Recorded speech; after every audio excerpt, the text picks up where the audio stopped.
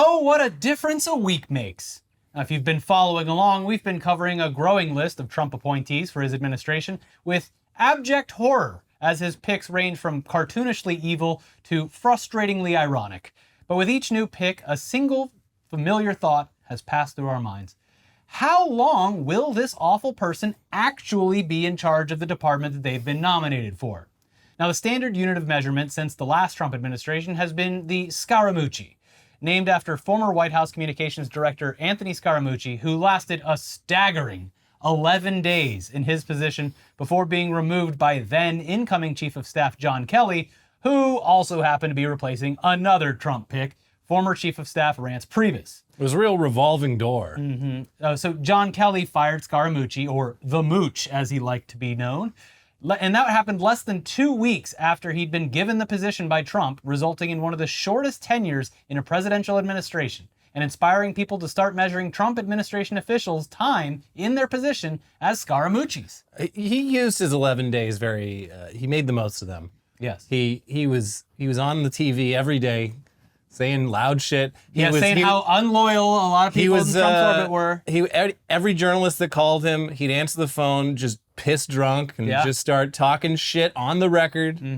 He was a great Trump appointee. He got it all done in the shortest period of time, and I salute him. But folks, looks like former Florida Congressman Matt Gaetz didn't even last one Scaramucci. He has set the new gold record for how long you can last as a Trump appointee, and it's not negative time. It's not a real number. Negative 2 months. Yeah, he has withdrawn himself from consideration for the role of Attorney General before he could even get confirmed, ending one of the more bizarre and upsetting nominations in recent history.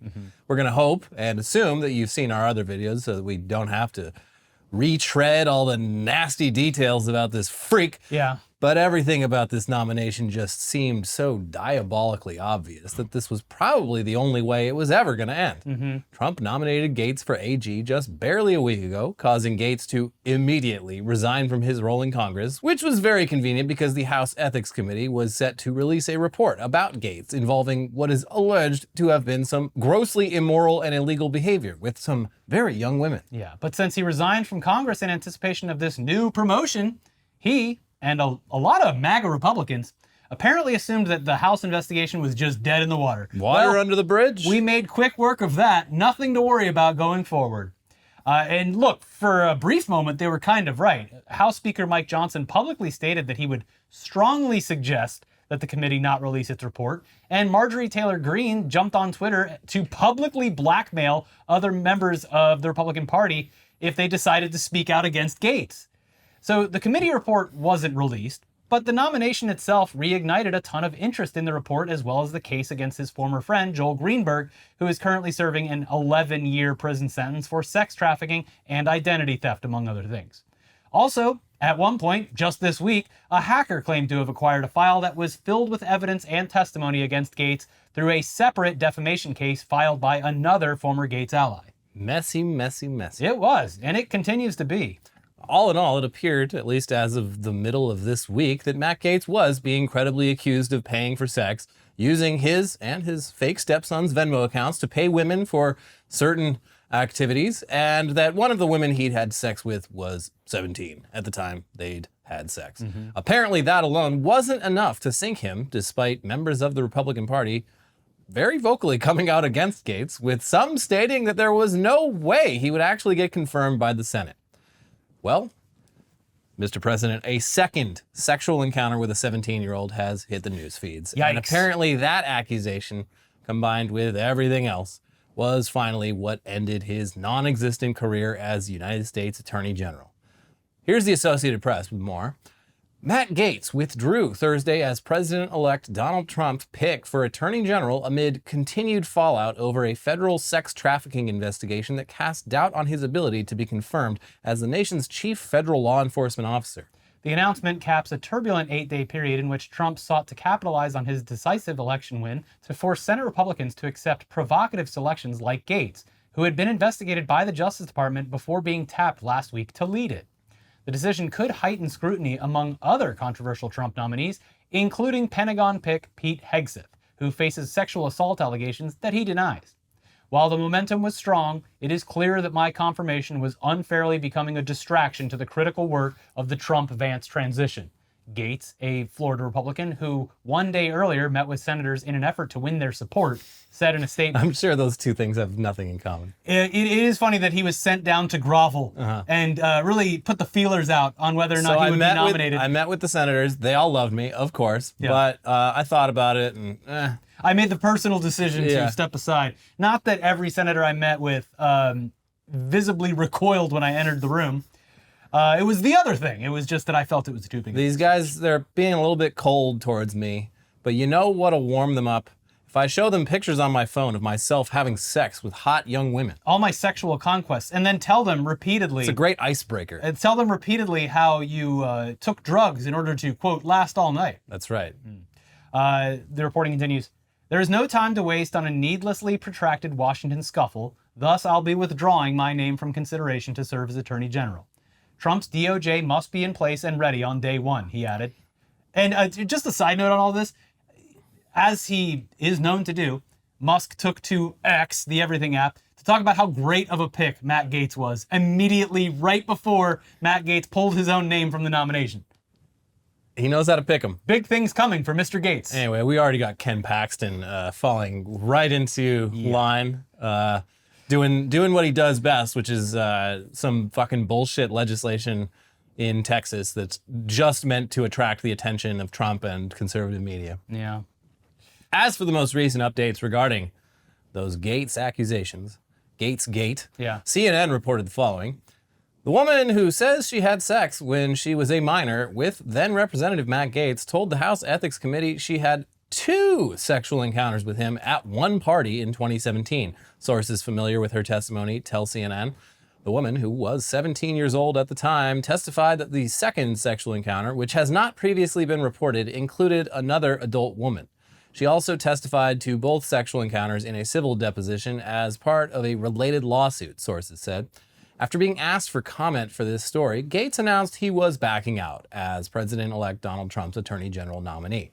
An attorney for the woman who was a minor at the time of the sexual encounters has called for the ethics report to be released immediately, noting that his client was a high school student at the time and saying there were witnesses. Yikes.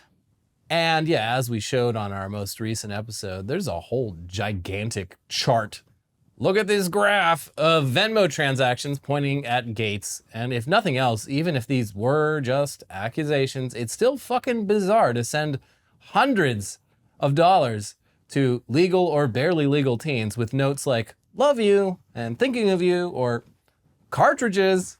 Yeah. Thanks for being a friend. Very suspicious stuff. Tuition. Yeah. Car deductible. So where does this leave Gaetz? Well, unfortunately for all of us, he probably won't be slinking back to the sewers where he belongs and will most likely serve in the Trump administration in a role that doesn't require Senate approval. God damn it. Or he could just technically go back to his role in Congress. Can he? Yeah, his resignation actually stated that he simply did not intend to take the oath of office for Congress. It's like when George Costanza loudly quit his job and then just showed back up the next day and pretended nothing happened. Yeah, he might actually do that.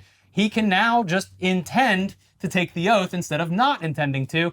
But of course, that would open him back up for further scrutiny from investigators. Now, his other options are becoming a full-time media surrogate for the Trump administration on various outlets, which he already does anyway. He can be the new Pete Hegseth. They got a lot in common. Yeah, and there's a position that's open just at the right time. Well, for now. Yeah. And a lot of people seem to think that this is part of the plan. He could run for governor of Florida in 2 years when Ron DeSantis' term ends. They'll fucking elect him, too. Yes, they would. They're crazy enough for that. Uh-huh. Oh, man. So the easiest option is for him to just be a talking head. That is... a big, big talking head. Yeah, he has a giant head. Because the other options will always bring back the very credible allegations about Gaetz. But running for Florida governor, that's they're like, listen, everyone outside of Florida might find all that pretty weird, but that's just how we do things here. Yeah. That's just the Florida man lifestyle. Get things done. Yeah, so one thing is for sure, this dude and his big Botox-riddled head will likely haunt us for a little while longer. Great. Yeah, even if he's just a talking head, that's a big talking head, and I don't want to hear from him. Yeah, just really close up on his head for no reason. He's definitely going to be one of those guys that when he gets really old, he overdoes it with the black dye on his eyebrows and facial hair. He's going to overdo it with a lot of things. He's like 42. There's no reason to be doing that much fucking facial shit at 42. Yeah. That's crazy. He's going to end up looking like the evil guy from Jim Carrey's The Mask. Yeah. The big scary one. Yes. As for who will take on the role of U.S. Attorney General, it was announced on Thursday afternoon that former Florida Attorney General, MAGA loyalist, and Fox News guest Pam Bondi was nominated by President-elect Trump to be the nation's top cop. Bondi will fit right in with the rest of the Trump cronies. During her time as Florida's AG, she tried to overturn the Affordable Care Act, tried to overturn the ban on denying health care coverage for people with pre-existing conditions, and opposed same-sex marriage. Ah, she'll fit right in. Yeah. She also has ties to Scientology because they've got quite a presence down there in Clearwater. Yeah, Clearwater, Florida is pretty the second hub. They own that town. Yes, that's their, I believe that's their port for their Sea Org. And also they bought up all the buildings in downtown and It's apparently a very creepy place to find yourself in. Clearwater Beach, pretty nice. Clearwater the city, fuck vibes. She has fully supported the claims of voter fraud in the 2020 election. Not the 2024 one. That one had no voter fraud. Absolutely zero voter fraud. Clean election. Finally. And she declined to join a lawsuit against Trump University after Trump's foundation made a $25,000 donation to her re-election campaign. Wow. Just blatantly corrupt. So all of this stuff is like, the fact that all of it happens in the daylight, especially the past like week or two, is just, it's maddening because you're looking at it and saying, is anyone else seeing this? Yeah, I mean, if there's one good silver lining to the Trump era, it's that we can stop fucking pretending like that our country is like better than anyone else. No, there's just as much corruption going on. Yeah. So very cool, very cool. Regarding this little do-over pick for Attorney General, round 2, Trump said the following on Truth Social. I am proud to announce former Attorney General of the great state of Florida, Pam Bondi, as our next Attorney General of the United States. For too long, the partisan Department of Justice has been weaponized against me and other Republicans. Not anymore. Pam will refocus the DOJ to its intended purpose of fighting crime and making America safe again. I have known Pam for many years. She is smart and tough and is an America First fighter and who will do a terrific job as Attorney General. Okay, well, speaking of administration shakeups, it looks like the Department of Government Efficiency DOGE was not efficient enough with just 2 people running it. They have pulled in another heavy hitter to help dismantle programs and departments that they don't agree with. We made it even more efficient.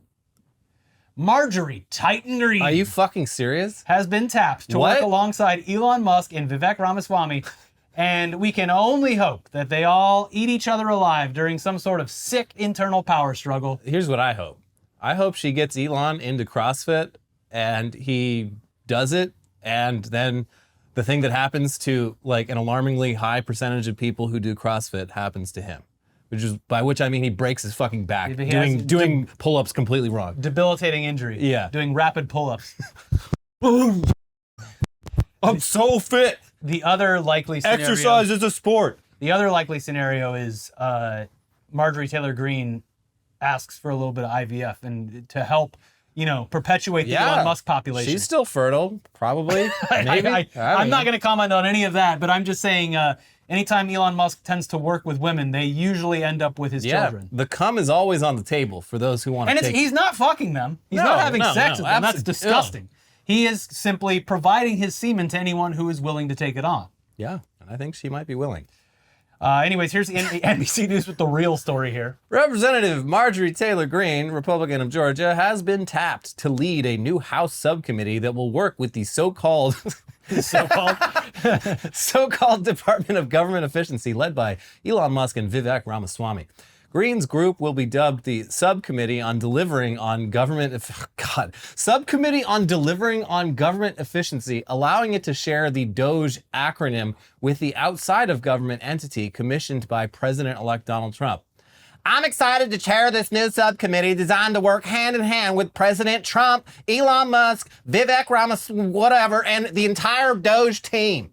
Greene said in a statement to CNBC. She was so upset that she had to pronounce Vivek's name. I don't recognize those words. She's going to kick him out of a bathroom. She said her panel will lead to the firings of government bureaucrats and vowed to provide transparency and truth to the American people through hearings. No topic will be off the table, Green said, including that cum of Elon's. You better bring I'm that. going to get some of that cum. Yeah. And for an idea of what's going to be on that chopping block in the very near future, one example they've posted about includes programs that provide medical care to veterans. Get rid of it. I like the soldiers who don't get hurt. My boyfriend served in the great Street Fighter wars of the 1990s, and he's got a big hairy chest. That's right. In a tweet, the DOGE committee pointed to a Congressional Budget Office report that lists programs whose authorizations have expired under federal law, and Business Insider analyzed the document and found that, quote, the CBO report included 491 such programs totaling about $516 billion.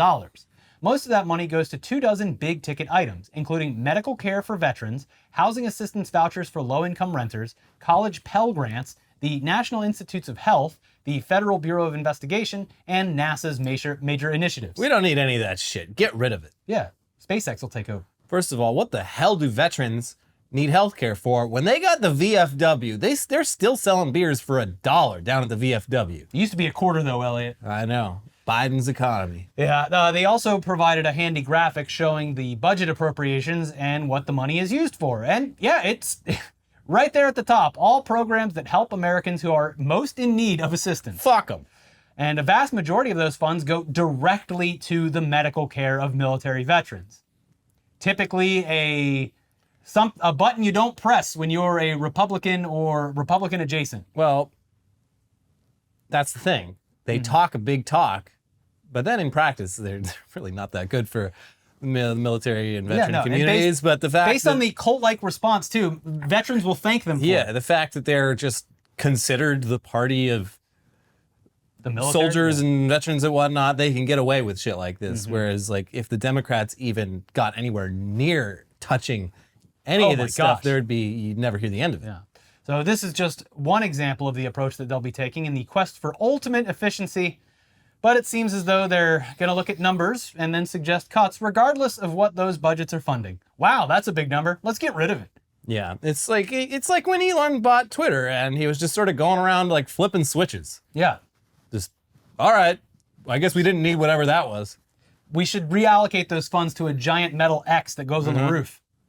There's a 2007 Mac Mini in a closet. Clearly that couldn't be for anything important. Turn it off. Turn it off.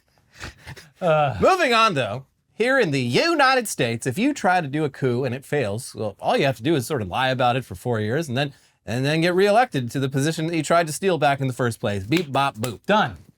But down in Brazil, they do things a little bit differently. Looks like there might actually be some consequences for trying to do a coup. And the most hospitalized, sickest man on the planet, Jair Bolsonaro, will be fighting criminal conspiracy charges instead of fighting flightless birds, as he's been indicted for attempting a coup back in 2022. My theory is that he did the coup in order to get caught, to go to prison, to stay away from those emus. Yeah. Because they'll poke his eye out. They're everywhere. Yeah. They're always watching. Here's NPR. Brazil's federal police say the former right-wing president, Jair Bolsonaro, attempted to launch a coup in 2022 to stay in office following his re-election defeat. The police indicted 36 other people as part of what they say was a criminal conspiracy working to keep Bolsonaro in power after he lost the 2022 election to President Luiz Inácio Lula da Silva. Among the dozens allegedly part of the conspiracy are Bolsonaro's former defense minister, who was also his vice presidential running mate, and a number of former close aides. The federal police report called the coup an attempt to violently dismantle the constitutional state. On Tuesday, officials arrested 4 members of the military, including a top aide to Bolsonaro, who they said colluded to assassinate then-President-elect Luiz Inácio Lula da Silva, his vice presidential pick, and a Supreme Court justice. The plan was to spark a federal emergency that would allow Bolsonaro to declare a state of siege and stay in power as a caretaker government. In a post on X, Bolsonaro said his lawyers would have to look more closely at the indictment. If convicted of attempting a coup and criminal association, the former president could face years in prison. He should have stayed in Florida, sleeping in that minion bed. Yeah. What an idiot. Bolsonaro has denied all charges and says he is being politically persecuted.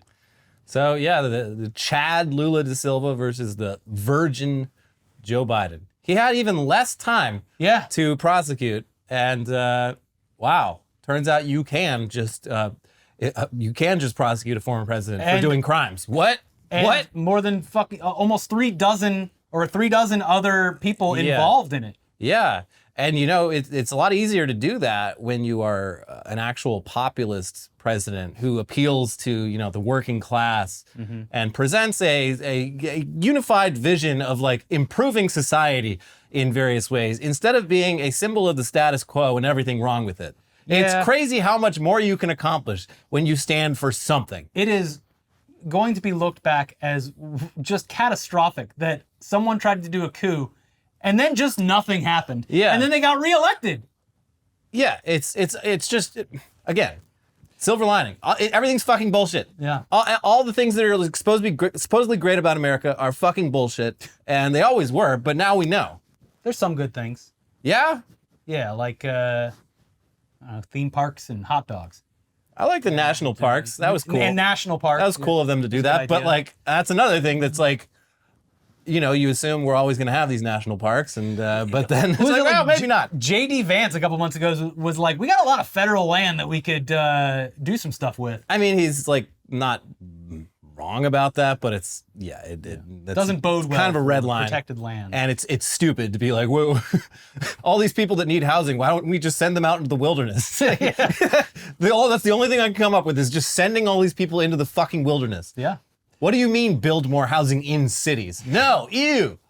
But him being, or Bolsonaro claiming to be politically persecuted, sounds pretty typical. Though if he does get desperate enough, there's no telling how many creative ways that he can hurt himself in order to end up in the hospital wrapped in bandages. He won't spend a single day in a cell. He'll be in a hospital bed that entire sentence. And we get to it later in the episode, something to look forward to.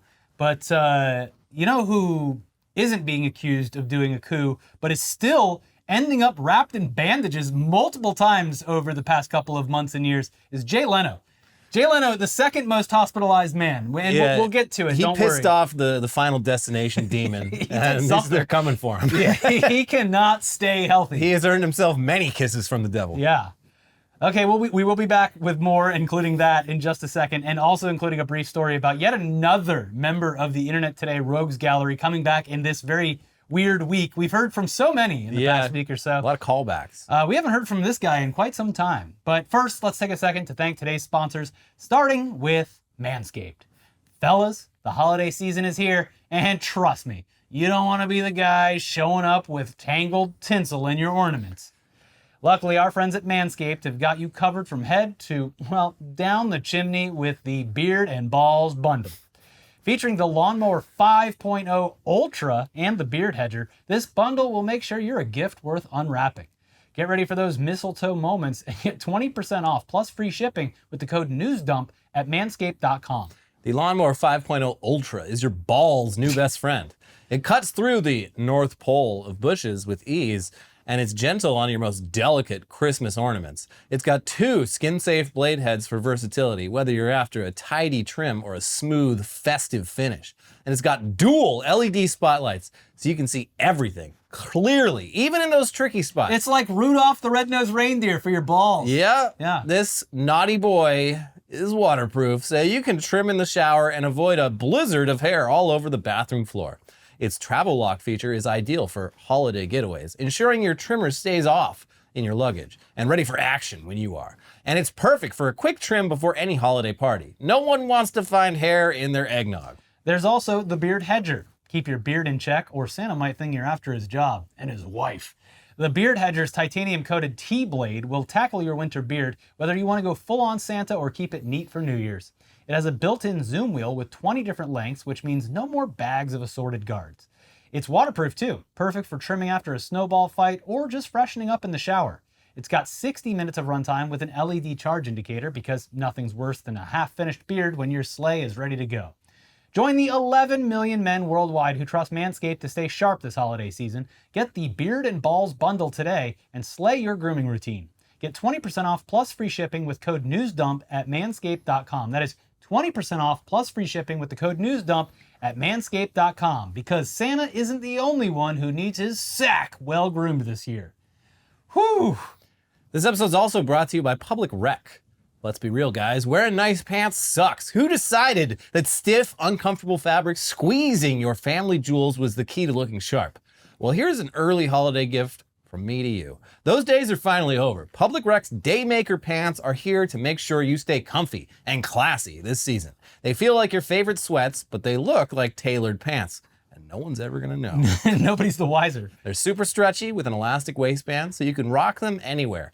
Give the gift of comfort to yourself or someone you love this holiday season with Public Rec's Daymaker pants. And for a limited time, you can get 20% off your entire order with code NEWSDUMP at publicrec.com. That's 20% off when you use promo code NEWSDUMP at publicrec.com. Now, if you know us, you know we love comfort. And that's why we were thrilled to take Public Rec's Daymaker pants as well as some of their classic shirts for a spin. And we can confirm, these clothes are comfy as hell. Their proprietary blend of performance materials provides the perfect combination of breathability and stretch while still holding its form. You'll never want to take them off. But they're not just comfy, they're stylish too.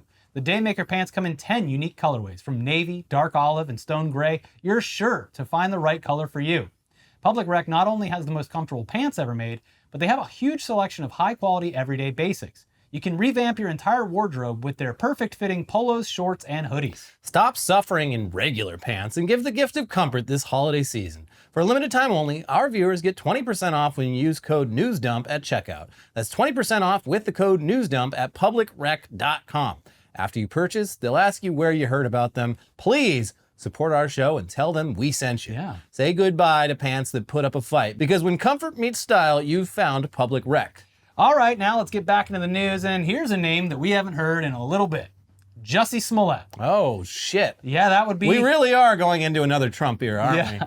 That would be the actor from Empire who faked a hate crime against himself in a way that was so obvious that it led to months of ridicule and some pretty serious charges against him. Yeah, I mean, he wasted a lot of local resources. Yeah, for a quick recap, Smollett apparently wanted a bit more notoriety and a larger paycheck. It's a hell of a plan. Yeah, so he cooked up the craziest caper you've ever heard. Surely they'll give me more screen time on Empire if I fake a hate crime. Mm-hmm. So he paid two guys who also apparently worked tangentially on the show. Two, like, Nigerian dudes. Yeah, he paid two guys to dress up as MAGA supporters in Chicago, of all places, and then physically attack him and call him a bunch of slurs. And also put a noose around his neck, but like... No, it was only, the cops came once, and then he put the noose on after again. I forgot the noose. Oh, yeah. Yeah. This all fell apart very quickly after a very expensive investigation by the city of Chicago, and they ended up just pinning the crime on Smollett himself. Though the fact that he had diverted funds and time away from other very important crimes to solve this fake one left a real bad taste in people's mouths. Yeah, you shouldn't be able to just do that. Also, it was during a time where very, very, very real and serious hate crimes were happening a lot. Yeah, no, there was a solid, 1 or 2 years after that where anytime anything happened... is this another Jussie Smollet? Yeah. Great job, asshole. He was charged with filing a false police report, and at the time, his defense team reached a deal with the prosecutor's office where the charges were dropped after Smollett performed 16 hours of community service and forfeited a $10,000 bond. Now, this was extremely suspicious after all of the media notoriety the case received, and the prosecutor who dropped the charges, Kim Fox, with 2 X's, was then investigated over her decision. Smollett was indicted again a year later under similar charges. After the trial, Smollett was found guilty on almost every single count and was subsequently sentenced to 150 days in jail and 2.5 years of probation. But now it appears that the second case against Smollett has been reversed, and the original sentencing under Kim Fox has been upheld, meaning that Smollett is no longer a convicted felon and is well beyond his time served after doing that brief stint of community service. Here's USA Today. The Illinois Supreme Court has overturned actor Jussie Smollett's conviction for staging a fake hate crime against himself. In a decision issued Thursday, the court said the Empire actor, 42, should not have been charged for the same incident a second time after the original charges brought against him were dropped in 2019. That is double jeopardy. Yeah, this is like, you can get mad at the situation, but this is on that prosecutor who was then got in a lot of trouble for doing that. Right. So it's kind of on them for not upholding justice in this scenario. He got lucky. Smollett was alleged to have falsely reported to police that he was the victim of a hate crime. He was found guilty in 2021 on 5 counts of disorderly conduct. Because the initial charges were dismissed as part of an agreement with Smollett and he performed his part of the agreement, the second prosecution was barred, the ruling said. And look, a lot of people have been talking about this online. This has less to do with Jussie Smollet avoiding harsher punishments and more to do with the former prosecutor cutting a deal with his defense team. A very suspicious deal. Yeah, and that just resulted on him getting a little slap on the wrist. Yeah. The courts basically said that he had fulfilled his original obligations and the charges were dropped. So he couldn't legally be tried and convicted again. Either way, this is so far in the past that it is unlikely he was experiencing any kind of punishment to this day, aside from the very, very self-inflicted destruction of his own career. Yeah, is he still acting? His sister's in stuff, I believe. Yeah, she's great. Yeah. And she's hot. The only thing I've seen Jussie Smollet in, and I watched this recently, was Alien Covenant. And oh yeah, I watched that recently and was like, holy crap. Yeah, he was like, wait, is that Jussie Smollett? And then it's like super funny because he's like really gay in real life. Mm-hmm. And there's like the only sex scene in the movie involves Jussie Smollett and a woman having like shower sex. And I did not find it believable. I don't believe you. Anyway, speaking of the entertainment industry, what the hell's going on with Jay Leno?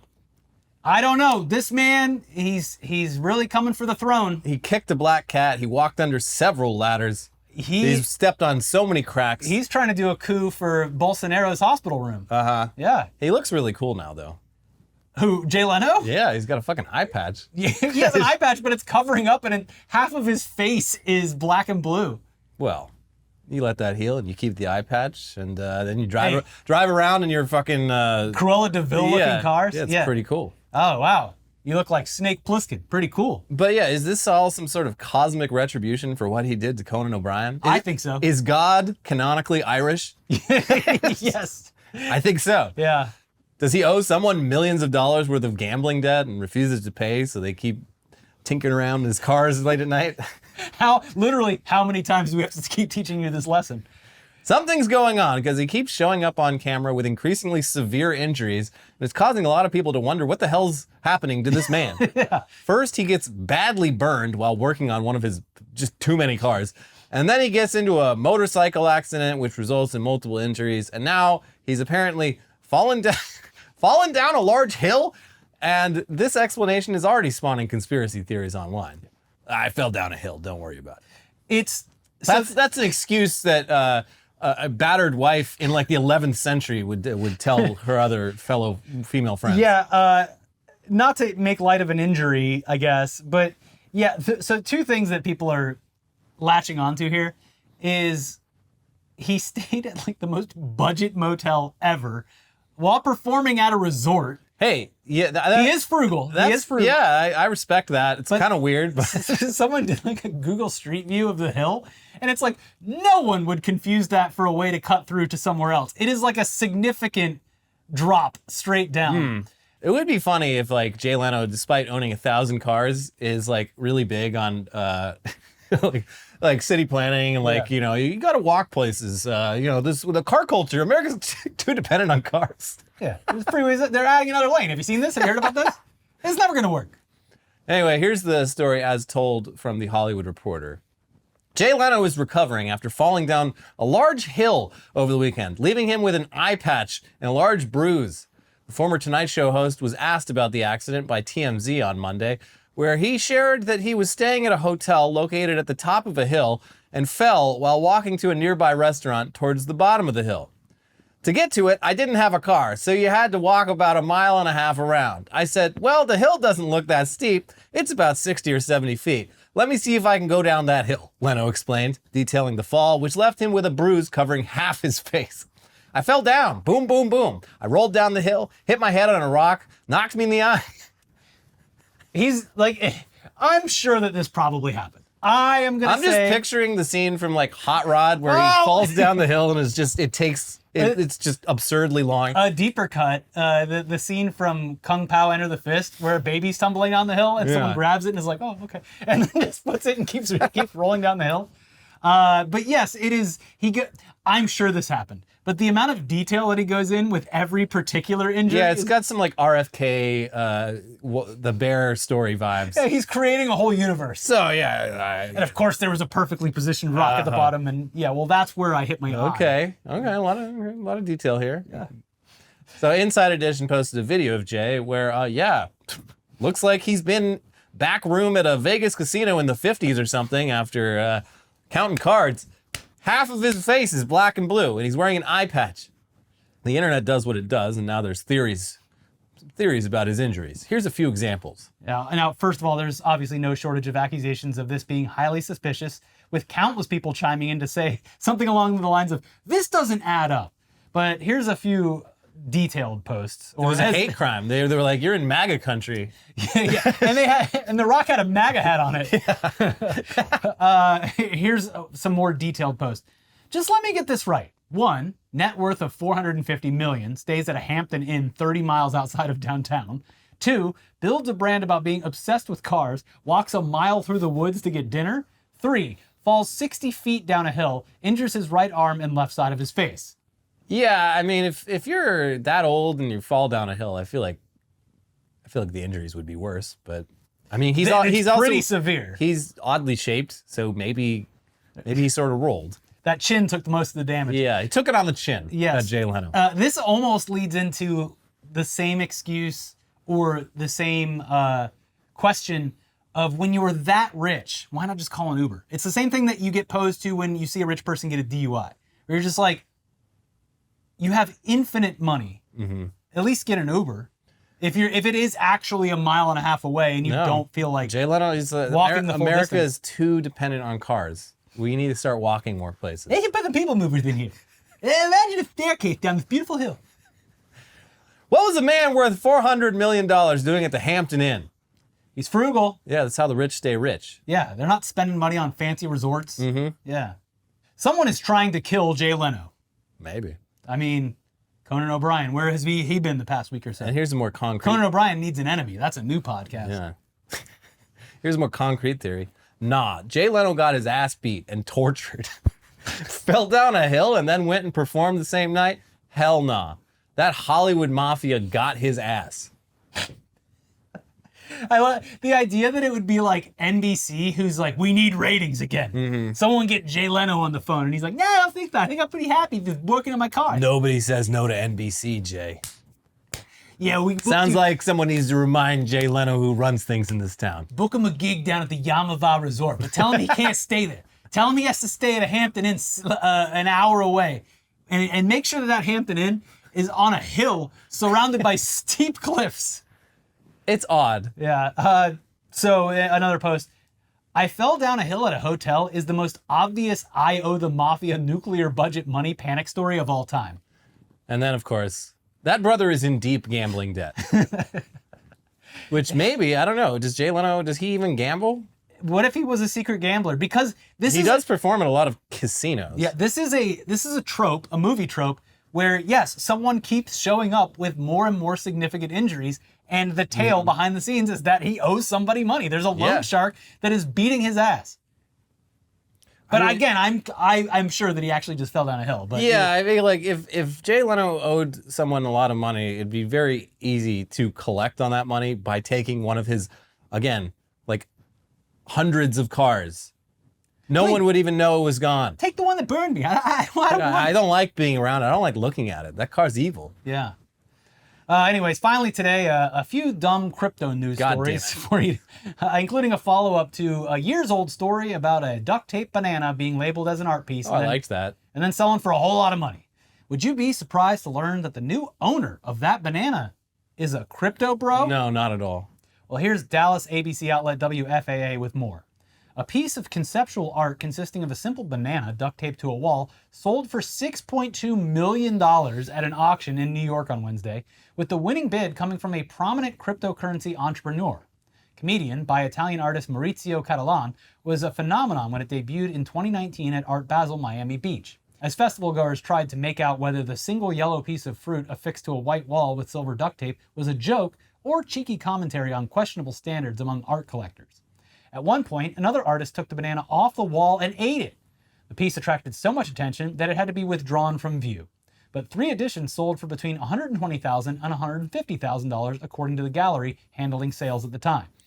5 years later, Justin Sun, founder of the cryptocurrency platform Tron, has now paid more than 40 times that higher price point at the Sotheby's auction. Or more accurately, Sun purchased a certificate of authenticity that gives him the authority to duct tape a banana to a wall and call it comedian. Oh, This boy. is such a crypto bro thing to buy. It's literally a real life NFT. He bought the receipt to some art. Now he can say it's his. No, I have the certificate of authenticity. Any banana that I tape to a wall is the banana taped to a wall. It's the infinite money glitch. Yeah. You just keep taping bananas to walls, and since you're the guy who owns the $6 million banana, you just put up as many $1 million bananas as you want, I guess. Now we're going to put it on the blockchain. Very cool. Anyway, the article continues. Bidding started at $800,000 and within minutes shot up to $2 million, then $3 million, then $4 million, and higher as the auctioneer, Oliver Barker, joked, "Don't let it slip away. Don't miss this opportunity," Barker said. "These are words I've never thought I'd say. $5 million for a banana." It's awesome that this guy's last name is Barker. Yeah, he was nominative determinism. Yeah. The final hammer price announced in the room was $5.2 million, which didn't include the about $1 million in auction house fees paid by the buyer. In a statement, Sun said the piece represents a cultural phenomenon that bridges the worlds of art, memes, and the cryptocurrency community. But he said the latest version of Comedian won't last long. Additionally, in the coming days, I will personally eat the banana as part of this unique artistic experience, honoring its place in both art history and popular culture, Sun said. Shut up. Taxes. We need taxes. Take this guy's money. He doesn't deserve it. Also, someone already ate the banana.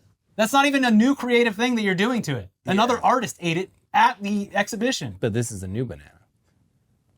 Whatever. And because he has the receipt, any banana is the banana. He should eat the certificate of authenticity. That would be cool. That would be I art. would respect that. Yes.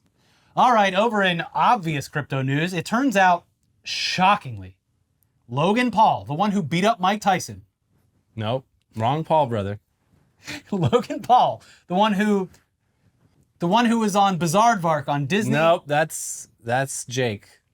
Forget it, Jake. Logan Paul, the Japanese Suicide Forest guy, That's correct. has been accused of misleading his young, impressionable fans over crypto investments What? and is now facing a multi-million-dollar lawsuit regarding the Crypto Zoo project. Here's BBC News, who, in their article, say a bunch of very obvious things out loud. Also, in their broadcast, in their 1-hour TV broadcast documentary about this, they feature a tweet from yours truly within the first 30 seconds. Oh, wow. Congratulations. Yeah, someone commented on one of our videos this week, and so I went on Blue Sky and I was just like, hey, can someone... You mean the new app, the hot new app, Blue Yes. Sky, that's quickly replacing X, the 'cause, everything app? The BBC, it's stupid. You can't watch any of the fucking documentaries on there without a BBC iPlayer membership, which is only possible if you live in the United Kingdom. So I was just like, hey, if anyone's in the UK, can you just check this out? And someone got back to me with a screenshot of it. And yeah, it's a tweet of mine from around the Suicide Forest days where I talk shit on him. Yeah. The BBC has seen new evidence suggesting Logan Paul promoted investments without revealing he had financial interest in them. The influence of Paul, whose YouTube channel has more than 23 million followers, appears to have caused prices in these investments to spike, leading to suggestions he could have profited from sales of any tokens he held. Paul also currently faces a multi-million-dollar lawsuit over a failed crypto project called Crypto Zoo. He denies any wrongdoing. The BBC has discovered that shortly before Paul tweeted about a particular crypto coin in 2021, an anonymous crypto wallet with close connections to his public wallet had traded in the coin. That anonymous wallet went on to make $120,000 profit.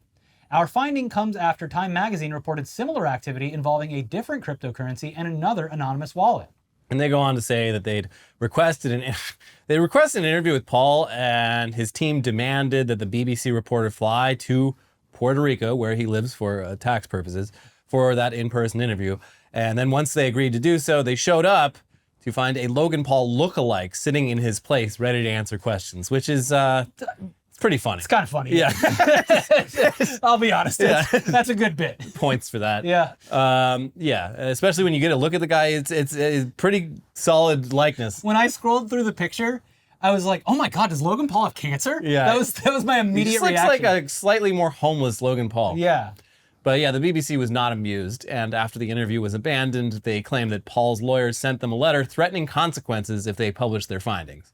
They did so anyway. Yeah. Anyway, the reporting continues, going into details about CryptoZoo in particular, saying Logan Paul is now facing a lawsuit concerning his next venture in crypto, CryptoZoo. This was marketed as an online trading card game, but instead of cards, CryptoZoo was to use NFTs, collectible pieces of digital art that can have a value of their own. To play CryptoZoo, it was necessary to buy a cryptocurrency called Zoo token that could then be used to buy NFT eggs. Paul's team claimed these hybrid animals would somehow make participants money by passively generating more Zoo tokens.